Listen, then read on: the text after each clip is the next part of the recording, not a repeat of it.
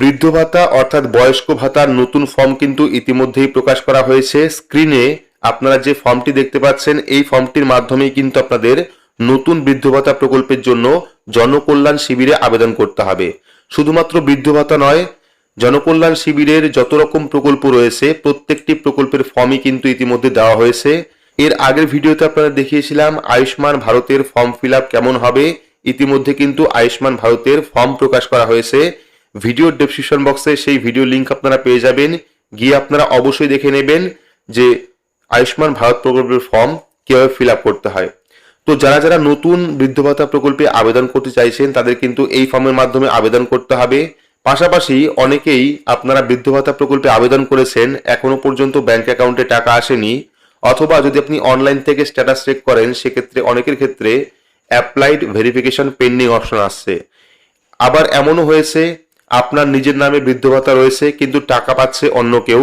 এই সমস্ত যাবতীয় সমস্যা যে রয়েছে তার কিন্তু সমাধান আপনারা জনকল্যাণ শিবিরে করতে পারবেন। তার জন্য কোন কোন ডকুমেন্ট আপনাকে ক্যাম্পে নিয়ে যেতে হবে সেটাও ভিডিওর মাধ্যমে দেখাবো। তো প্রথমে আপনারা দেখাই যে বৃদ্ধ ভাতা প্রকল্পের নতুন ফর্ম আপনারা কিভাবে ফিল আপ করবেন, পাশাপাশি এই ফর্মের সঙ্গে কোন কোন ডকুমেন্ট আপনাদের জমা করতে হবে জনকল্যাণ শিবিরে, এবং এই ফর্ম আপনারা কিভাবে পাবেন, কোথা থেকে ডাউনলোড করবেন সেটাও ভিডিওর মাধ্যমে জানাবো। তো দেখতে পাচ্ছেন government of West Bengal Joy Bangla pension scheme, এটা কিন্তু জয় বাংলা পেনশনের আওতায়, ঠিক আছে, তপশিলি বন্ধু এসসি এবং জয় জোহার এসটিদের জন্য। ফর্ম ফিল আপের প্রথমে রয়েছে এখানে একটা সেলফ অ্যাটাস্টেড পাসপোর্ট সাইজের ফটোগ্রাফ আঠা দিয়ে লাগাতে হবে। দেখতে পাচ্ছেন অ্যাপ্লিকেশন ফর্ম, পুরো ফর্মটাই কিন্তু ক্যাপিটাল লেটার অর্থাৎ বড় হাতের ফিল আপ করতে হবে।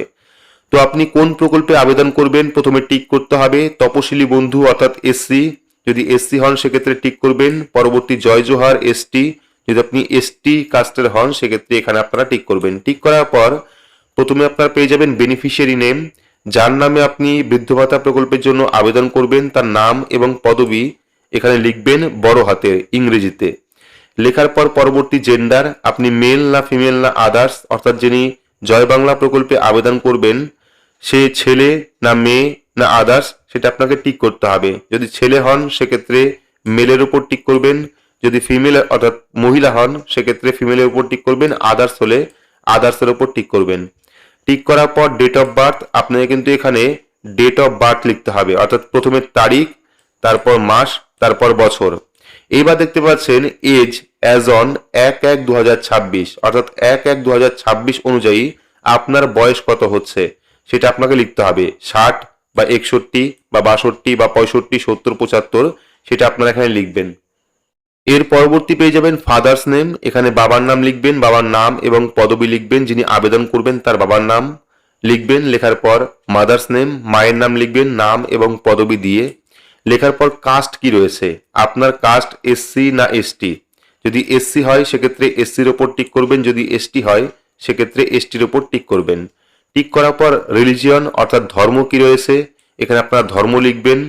লেখার পর ম্যারিটাল স্ট্যাটাস, অর্থাৎ আপনি অবিবাহিত তাহলে আনম্যারিড অপশনে টিক করবেন, যদি আপনি বিবাহিত হয়ে থাকেন সেক্ষেত্রে ম্যারিড অপশনে টিক করবেন, যদি আপনি বিধবা হয়ে থাকেন সেক্ষেত্রে উইডো অপশনে ক্লিক করবেন, যদি আপনি ডিভোর্সি হয়ে থাকেন সেক্ষেত্রে উইডোর অথবা সেপারেট অপশনে আপনি টিক করবেন। টিক করার পর পেয়ে যাবেন স্পাউস নেম, যদি অ্যাপ্লিকেবল হয় সেক্ষেত্রে স্বামী অথবা স্ত্রীর নাম এখানে লিখে দেবেন স্পাউস নেমের জায়গায়। লিখে দেওয়ার পর মান্থলি ইনকাম, তো এর জন্য কিন্তু ইনকাম সার্টিফিকেটের প্রয়োজন পড়তে পারে, সেক্ষেত্রে আপনাদের মান্থলি ইনকাম কত রয়েছে যিনি আবেদন করছেন তার মান্থলি ইনকাম এখানে অর্থাৎ মাসের যে ইনকাম সেটা আপনাকে লিখতে হবে। লেখার পর পেয়ে যাবেন পার্সোনাল আইডেন্টিফিকেশন নাম্বার, অর্থাৎ এবার কিন্তু ডকুমেন্টের নাম্বার বসাতে হবে। ডকুমেন্ট নাম্বারের প্রথমে রয়েছে কাস্ট সার্টিফিকেট, যেহেতু এই ফর্মটা এসসি এবং এসটিদের জন্য সেক্ষেত্রে কিন্তু কাস্ট সার্টিফিকেট নাম্বার আপনাকে লিখতে হবে। লেখার পর ডিজিটাল রেশন কার্ড নাম্বার, আপনার কাছে যে রেশন কার্ড রয়েছে সেই রেশন কার্ডের নাম্বার এখানে লিখতে হবে। রেশন কার্ড নাম্বার লেখার পর AHL বা টিন এটা না দিলেও চলবে, যেখানে যেখানে স্টার মার্ক রয়েছে সেগুলো আপনাকে ফিল আপ করতে হবে, বাকি না ফিল আপ করলেও চলবে। পরবর্তী আধার নাম্বার, আধার নাম্বার কিন্তু অবশ্যই দেবেন, কারণ বর্তমানে কিন্তু প্রত্যেকটি প্রকল্পের টাকা ডিবিটি লিঙ্কের মাধ্যমে ঢুকবে, সেক্ষেত্রে আপনারা আধার কার্ড নাম্বার অবশ্যই লিখবেন। লেখার পর এপিক বা ভোটার কার্ড নাম্বার, এখানে আপনারা ভোটার কার্ডের যে নাম্বার সেই ভোটার কার্ডের নাম্বারটা লিখবেন। লেখার পর যদি আপনি সিএএ তে আবেদন করে থাকেন সেক্ষেত্রে যদি আবেদন শুধুমাত্র আবেদন করে থাকেন সেক্ষেত্রে অ্যাপ্লাইড এই অপশনে টিক করবেন। যদি আপনার সিএ সার্টিফিকেট ইস্যু হয়ে যায় সেক্ষেত্রে ইস্যু অপশনে টিক করবেন। টিক করলে কিন্তু যদি ধরুন আপনি সিএ তে অ্যাপ্লিকেশন করেছেন, সার্টিফিকেট পাননি, সেক্ষেত্রে অ্যাপ্লিকেশন নাম্বার লিখবেন, এবং যদি আপনি সিএ সার্টিফিকেট পেয়ে যান সেক্ষেত্রে এখানে সিএ সার্টিফিকেটের নাম্বারটা লিখতে হবে, এবং পাশাপাশি কিন্তু আপনাদের জেরক্স কপিও জমা করতে হবে। এর পরবর্তী রয়েছে ইফ ডিলিটেড ইন এসআইআর, অর্থাৎ এসআইআর এ আপনার নাম ডিলিট হয়েছিল কিনা এবং ডিলিট হওয়ার পরে আপনি ট্রাইব্যুনালে আবেদন করেছিলেন কিনা। যদি ট্রাইব্যুনালে আবেদন করে থাকেন সেক্ষেত্রে ইএস অপশনে ক্লিক করে ইএস অপশনে টিক করে এখানে কেস নাম্বার বা ট্রাইব্যুনালের যে নাম্বার সেটা আপনাকে লিখতে হবে। যদি আপনি ট্রাইব্যুনালে আবেদন না করেন সেক্ষেত্রে নো অপশনে টিক করতে হবে। টিক করার পর যদি প্যান কার্ড থাকে সেক্ষেত্রে অবশ্যই এখানে প্যান কার্ড নাম্বার দিতে হবে। 3 পাতার ফর্ম আমি সম্পূর্ণ দেখাচ্ছি। এটা হলো প্রথম পাতা। দ্বিতীয় পাতায় রয়েছে কন্ট্যাক্ট ডিটেলস। এবার কিন্তু আপনার যাবতীয় কন্ট্যাক্ট ডিটেলস এখানে দিতে হবে। দেখতে পাচ্ছেন স্টেট অটোমেটিকলি এখানে ওয়েস্ট বেঙ্গল থাকবে ফর্মের মধ্যে। পরবর্তী অ্যাসেম্বলি কোনটা, আপনার বিধানসভা কোনটা, সেই বিধানসভা আপনাকে লিখতে হবে, বিধানসভার নাম লিখতে হবে। লেখার পর ডিস্ট্রিক্ট অর্থাৎ জেলা কোনটা সেই জেলার নাম আপনি লিখবেন। লেখার পর পুলিশ স্টেশন অর্থাৎ থানা, এখানে আপনার থানার নাম লিখবেন। লেখার পর ব্লক বা মিউনিসিপ্যালিটি বা কর্পোরেশন, তো আপনি কোথায় থাকেন, ব্লকে থাকলে ব্লক লিখবেন, মিউনিসিপ্যালিটি থাকলে মিউনিসিপ্যালিটি লিখবেন। লেখার পর যদি আপনি গ্রাম পঞ্চায়েতের বাসিন্দা হন সেক্ষেত্রে পঞ্চায়েতের নাম এখানে লিখবেন। যদি আপনি ওয়ার্ডের বাসিন্দা হন সেক্ষেত্রে ওয়ার্ডের নাম্বারটা এখানে লিখে দেবেন। লিখে দেওয়ার পর ভিলেজ, টাউন বা সিটি, আপনার গ্রামের নাম অথবা শহরের নাম এখানে লিখবেন। লেখার পর পেয়ে যাবেন হাউস অর্থাৎ বাড়ির নাম্বার। বাড়ির নাম্বার কিন্তু আপনারা ভোটার লিস্টে পেয়ে যাবেন। ভোটার লিস্টে যেখানে আপনার বা আপনার পরিবারের সদস্যর নাম রয়েছে তার উপরেই কিন্তু আপনারা বাড়ির নাম্বারটা পেয়ে যাবেন। সেক্ষেত্রে হাউস নাম্বার এখানে লিখে দেবেন। লিখে দেওয়ার পর পোস্ট অফিস, আপনার পোস্ট অফিস কোনটা সেই পোস্ট অফিসের ঠিকানা অথবা নাম লিখবেন। লেখার পর পিনকোড কোনটা সেই পিনকোড আপনাকে লিখতে হবে, আপনার এলাকার যে পিনকোড সেই পিনকোড নাম্বার লিখবেন। লেখার পর নাম্বার অফ ইয়ার্স, ঠিক আছে, অর্থাৎ কত বছর ধরে আপনি পশ্চিমবঙ্গে বসবাস করছেন, কত বছর যাবত আপনি পশ্চিমবঙ্গে বসবাস করছেন সেই বছরটা লিখতে হবে। ঠিক আছে, এখানে আপনার সংখ্যায় বছরটা লিখে দেবেন। লিখে দেওয়ার পর মোবাইল নাম্বার, চেষ্টা করবেন আধার লিঙ্কের ফোন নাম্বার দেওয়ার। ঠিক আছে, মোবাইল নাম্বার জায়গায় চেষ্টা করবেন আধার লিঙ্কের ফোন নাম্বার দেওয়া। সেক্ষেত্রে এখানে ফোন নাম্বারটা লিখে দেবেন। লিখে দেওয়ার পর যদি ইমেল অ্যাড্রেস থাকে সেক্ষেত্রে ইমেল অ্যাড্রেস লিখবেন। যদি ইমেল অ্যাড্রেস না থাকে সেক্ষেত্রে ইমেল অ্যাড্রেস লেখার কোনো রকম প্রয়োজন নেই। এরপর রয়েছে ব্যাংক অ্যাকাউন্ট ডিটেলস। তো এখানে কিন্তু আপনাদের ব্যাংক অ্যাকাউন্ট ডিটেলস দিতে হবে। ব্যাংক ডিটেলসের প্রথমে রয়েছে ব্যাংকের নাম, অর্থাৎ আপনার কোন ব্যাংকে অ্যাকাউন্ট রয়েছে সেই ব্যাংকের নাম আপনি লিখবেন। লেখার পর ব্যাংকের ব্রাঞ্চের নাম কি সেই ব্রাঞ্চের নামটা লিখবেন। সম্পূর্ণটাই আপনারা ব্যাংকের পাসবুকে পেয়ে যাবেন অথবা চেকবুকে পেয়ে যাবেন। এবার পরবর্তী ব্যাংক অ্যাকাউন্ট নাম্বার, আপনার যে অ্যাকাউন্ট নাম্বার সেই ব্যাংক অ্যাকাউন্ট নাম্বার লিখবেন।